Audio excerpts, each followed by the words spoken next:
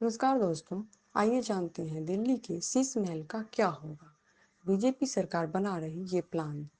अरविंद केजरीवाल के दिल्ली का सीएम रहने के दौरान उनके सरकारी आवास को लेकर बीजेपी ने जमकर अटैक किए थे।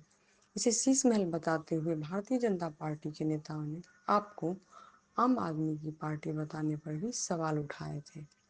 दिल्ली विधानसभा चुनाव के दौरान पीएम मोदी से लेकर दिल्ली बीजेपी नेताओं ने शीश महल को लेकर जमकर केजरीवाल को घेरा था। अब दिल्ली में बीजेपी की सरकार बनने के बाद सवाल यही उठ रहे हैं कि आखिर रेखा गुप्ता सरकार इस बंगले का क्या इस्तेमाल करेंगी। बीजेपी नेताओं ने पहले ही स्पष्ट कर दिया था कि वो इस बंगले को नहीं लेंगे।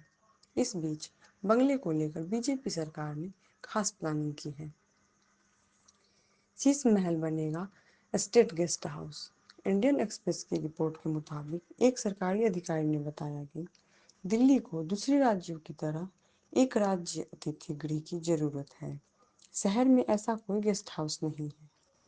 6 फ्लैट स्टाफ रोड की जगह और इलाके को देखते हुए इसे अतिथि गृह में बदलने पर विचार किया जा रहा है। अधिकारी ने यह भी बताया कि अभी अंतिम फैसला होना बाकी है। दिल्ली में नहीं है कोई राज्य अतिथि गृह। फ्लैग स्टाफ रोड स्थित ये बंगला सिविल लाइन्स इलाके में है। यहाँ राजभवन, दिल्ली विधानसभा और सचिवालय भी है।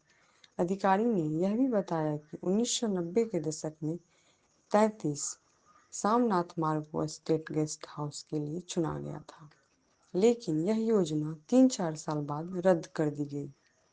तब से दिल्ली में कोई राज्य अतिथि गृह नहीं है। आम आदमी पार्टी सरकार के दौरान 33 Samnath Marg dialogue and development commission of Delhi का पता था। यह एक थिंक टैंक था जिसे सरकार को नीतियों पर सलाह देने के लिए बनाया गया था। जानिए 6 फ्लैग स्टाफ रोड बंगले का इतिहास। 6 फ्लैग स्टाफ रोड बंगला 1942 में बना था। इसमें 5 बेडरूम और एक ऑफिस था। यह लुटियंस दिल्ली के बाहर सबसे बड़ी संपत्तियों में से एक है। 1960 के दशक से यह प्रॉपर्टी दिल्ली सरकार के लोक निर्माण विभाग पीडब्ल्यूडी के पास है। पहले यह बंगला कांग्रेस के वरिष्ठ नेता चौधरी प्रेम सिंह का घर था। वह 2 बार दिल्ली विधानसभा के अध्यक्ष रहे। बाद में यह बंगला दिल्ली सरकार के अधिकारियों को दिया गया। जब केजरीवाल इस आवास में रहने आए, आप सरकार ने 2020 में मानसून के दौरान छत गिरने के बाद बंगले की मरम्मत कराने का फैसला किया। इसके बाद कोविड महामारी के दौरान एक टॉयलेट भी गिर गया। घर के स्ट्रक्चरल सेफ्टी ऑडिट से पता चला कि मरम्मत की जरूरत है।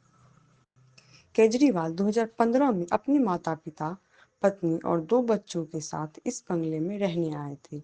वह अक्टूबर 2024 तक यहाँ रहे। सीएम पर सीएम पद छोड़ने के बाद बंगला भी छोड़ा। दिल्ली के मुख्यमंत्री पद से इस्तीफा देने के कुछ दिनों बाद उन्होंने बंगला खाली कर दिया।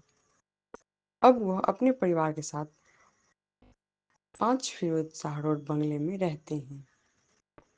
यह बंगला आपके पंजाब से राज्यसभा सांसद अशोक मित्तल को आवंटित किया गया है।